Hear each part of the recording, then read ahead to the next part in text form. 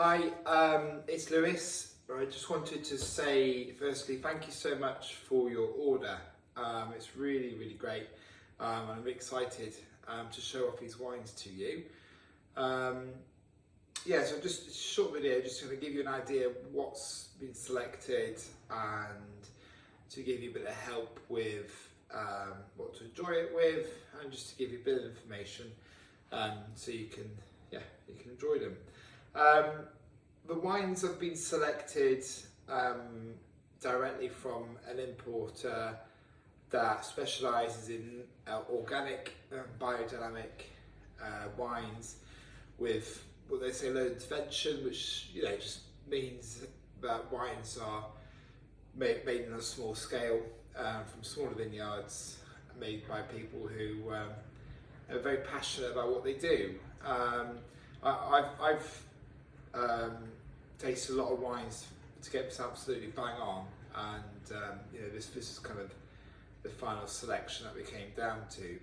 There's some really cool stuff here. So what I've got, so to kind of split them off, I've got a pair of white wine, a pair of everyday drinking wines, some Italian drinking wines, and then some like regional French drinking wines, which are really good. Some cool wines from Spain, and then some fine wines and cava at the end. So to kick things off, these two wines here are from the same producer, called Baby Del Rey. They're based in Côte de Roussillon, down in the south of France. Côte de Roussillon is a really cool place for growing wine. It's got a bit Wild West really. There's a lot of people growing interesting grape varietals at the garages and sheds, and you get a lot of expression from that part of the world. It's not very pretentious like a lot of the bigger well-known regions of France. So you've got a Sauvignon, it's a Grenache Gris, and then this is a Grenache Red. So it's a similar sort of vibes. I think these are kind of sort of wines that you would kind of have as a house wine in a French restaurant, or if you were going to like an alpine ski resort sort of thing. Do you know what I mean? It's like I can't believe I just said alpine ski resort, but what I'm trying to say by that is it's like table French wine. So there's no oak in there. Really easy drinking. So if you're going to make a bit of cheese or just something to just enjoy on its own, and these two would be great. And they're kind of the more everyday sort of wines. They're great. I was really impressed when I tried them. Thought Roos Valley for Money was really good. They're your first two. Second two are these two lovely wines from Italy. So we have a Trebbiano and then a Montepulciano d'Abruzzo. Very well known kind of grape varietals for Italy. But these are really made of really high quality. So this Trebbiano is 12%. It's unoaked, a bit like kind of a Chablis sort of vibes going on. It's got a bit of structure, lovely fruit, very clean. Would go really well with carbonara. I got really into making carbonara in a moment, so that would be good. Or just on its own with some of roast chicken, that sort of thing. Keep it cold, keep it fresh. Montepulciano d'Abruzzo, really easy drinking Italian red wine. Does what you want really. Soft, plummy. You're having a pizza, pasta, there you are. That one's 13.5%. Made quite a small producer for Montepulciano. So really pleased about these two. The next two wines are kind of, I decided to kind of match these two together because they're individual wines from France, which are really cool. So this is a white wine made from the Muscadet grape varietal called Melon de Bourgogne. So they call it Chapeau Melon. But it's also got a splash of Sauvignon Blanc, which is a bit illegal in France. You can't really do that, but that's why there's no real it doesn't really say what's on the label. It just says Vin de France dry white wine. It's 11% alcohol. I got a really good price on this wine, and this is the last of it. I absolutely loved it when I tried it. Slightly floral, the nose. Will go really well with, if you're having shellfish, then yeah, that would be good. But equally, if you like smoked salmon, or it's just dangerously quaffable, to be fair. I think if you had that cold in the fridge and you're cooking something, that would be your best friend. Really nice wine. It's a shame, I would have bought a lot more of that if I could have done. I thought it was really good value for money. And then we've got this cool little wine, Chateau Cotenil. My French is shite. But this is a Fronton. So again, from the south of France. But this producer is like one of probably the oldest producer in Fronton. They've been going for years, like hundreds and hundreds of years. And they've recently bought up loads of old vines from their neighbours. They were all selling their vineyards, and so they've grown and grown and grown, but they've got really old vines here. And in this part of the world, generally speaking, an old vine is great because it's worked really hard, and the fruits are really complex. Great berries might be a bit smaller, so you get a real punch there. This is made from it's made from Negrette, which is a fairly unusual grape varietal. So you usually see things like Grenache down there. So this is Grenache and Negrette, and Cabernet Sauvignon. 30% of which is 13%, which is really cool. Like a lot of parts of the world, you look at 14, 15%, but that's really, really nice to have it under that. Bit of oak, really lovely wine, structured. Would go lovely with some slow cooked sort of food, or just your everyday sort of midweek sort of stuff, bangers and mash, But yeah, a 30% wine like that. Really proud of that one. I thought it was a really good buy. Yeah, I hope you enjoy that one too. I was just thinking, I can get a corkscrew out, but anyway, a bit too late in the day for these now.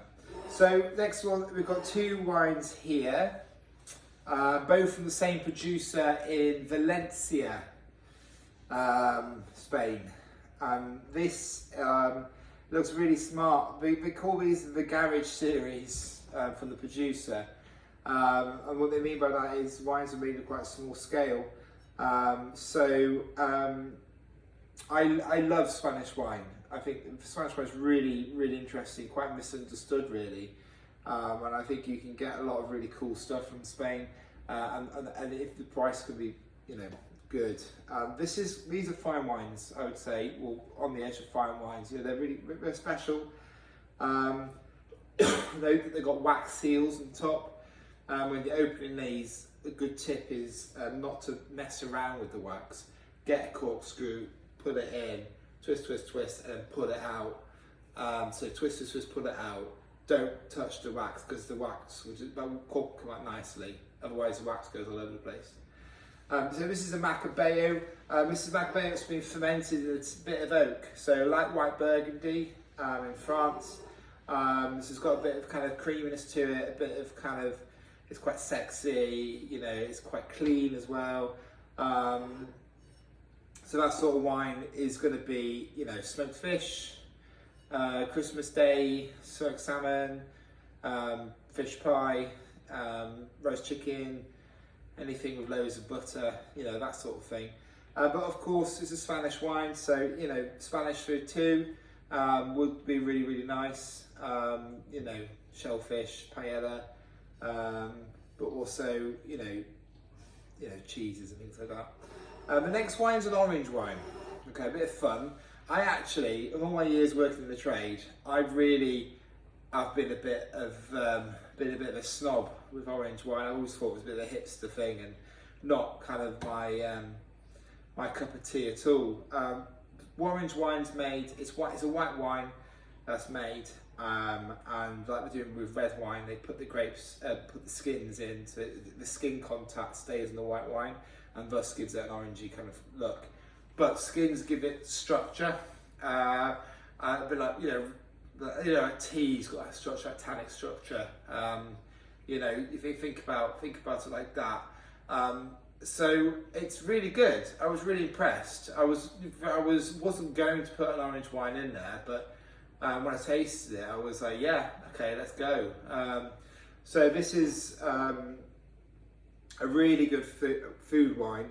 If you had this on its own, I think you would think the wine was a bit insane, and probably wouldn't be so good with it. But if you had this with like Turkish Moroccan food, like a lamb kofta sort of thing, or falafel, or hummus, or that sort of vibe, or like a curry, curry would be really good. So yeah, I'm really pleased to put that in front of you. So that's a Macabeo and the orange wine from Valencia. The next up is these wines here. So these are your fine wines. So really excited about these last three. Really, they're super wines. And if you go to a restaurant, you'll be paying 40, 50 quid for these wines. Off the shelf, 20, 22, 25 pounds. So first off is this one here, which is made in Friuli in Italy, on the border of Slovenia. So really high up mountainous region, very small producer. I've tasted a lot of these wines from this producer, and I've loved them all. Their winemaking philosophies kind of, let the grape varietals really speak for themselves, very linear, very focused wines. But this is a bit of it's a Bordeaux blend, which is quite cool. Italy is quite famous for nicking Bordeaux blends and calling them super Tuscans. This is made in the northern Italy, which I've never come across before. It's only 13%, 13.5%. It's Merlot, Cabernet Sauvignon, Cabernet Franc. So that's very similar to like a Pomerol sort of blend. So think about Pomerol with this sort of wine. It is really fucking good. Really good. This wine needs beef, a big meal, and it's really lovely. It will keep as well, by the way. So if you don't want to drink it, this will keep lovely. And in fact, all of these wines will keep a little bit. But this one in particular, get it open. If you've got a decanter, give it some air, give it time to breathe. If you don't worry, just enjoy it. Really good. Next up is the Clos de Rey. So this is the first wine I showed you, the Baby del Rey. This is the Clos de Rey. This is one of their top cuvées that they make, called the Espigata. 2021, so it's got a bit of bottle age to it. It's a Grenache, big old vine Grenache, basically Chateauneuf du Pape, that sort of vibes. Big wine, cheese, it's so nice. So I was really impressed, and that is the last of that wine. So it's discontinued now. So I hope you enjoy it. Again, that will age, but I suspect you might enjoy that. Next is a Bardolino. Bardolino is northern Italy. This is Lake Garda area.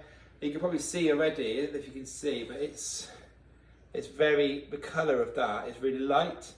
The label's dreadful, but this is probably one of the nicest wines in the whole case. It's a blend of grape varietals, Corvina, a very typical grape varietal they use up there. Like we do in Italy, this needs food. So think about if you're having game, and have game with it. If you're having roast lamb, that sort of stuff. But the colour is very pale.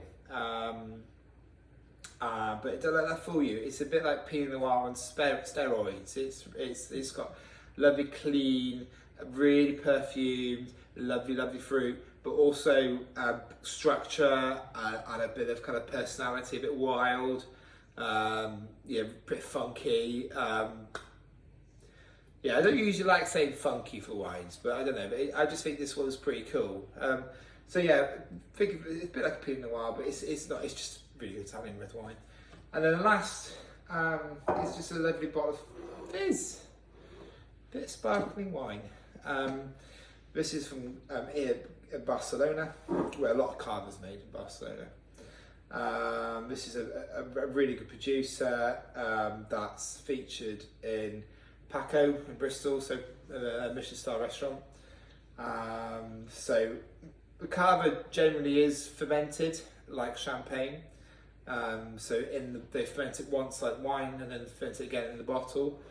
So that's made like that extra lees contact. So it's quite toasty. But this is, will be a Christmas morning sort of wine, but also is quite fine. So it would go really well, with food too. So people often turn those up a Cava, but there's some really good producers out there making cool wines, and that's one of them. So thanks again. That's your 12 wines. I've really enjoyed doing this. I've been thinking about this for such a long time now, and it was great. But so many of you wanted to have a case, and I think I'm onto something here because I've had so much demand that that I could probably could have sold double the amount, but I don't have enough time to sort that out. So if you enjoy it, great. If you've got any feedback, let me know, and we should be with you. I'm delivering out tomorrow, but also if you want to pick yours up if you live locally, that's cool. And I'm just going to say, if this goes well, I'll probably be making this official, and you'll hear back from me in the spring. Thanks again. Any questions about anything, just drop me a message, and I really appreciate it. Okay, bye bye.